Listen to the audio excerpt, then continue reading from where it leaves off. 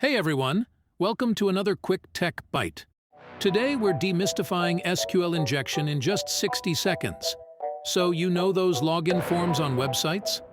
They use a language called SQL to talk to the database. Here's a basic SQL query. Select from users, where username, input, and password, input. Now imagine if a hacker inputs something like admin or 11 in the username and leaves the password blank. The SQL query becomes select from users where username, admin, or 11 and password. Boom! The hacker bypasses the login because 11 is always true, granting unauthorized access. This is called SQL injection, and it's a serious security risk. Developers, be wary of user inputs and use parameterized queries to stay secure.